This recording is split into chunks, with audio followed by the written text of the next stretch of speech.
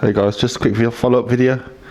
Good news, the pedals, as you see there, they've arrived from GEEKbuying exactly 1 month later since I received the bike. Not since I ordered it, because that took another week for it to come. So in total it took another 4 weeks for it to come.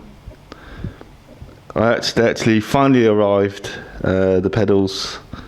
My view on GEEKbuying still hasn't changed. I mean, let's pretend it's okay with pedals. I mean, I could I bought some other ones so I could use the bike.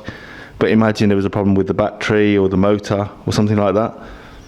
How would you replace it? I mean, you're looking at at least a 4 week delay. And to be honest, customer service, they were really slow.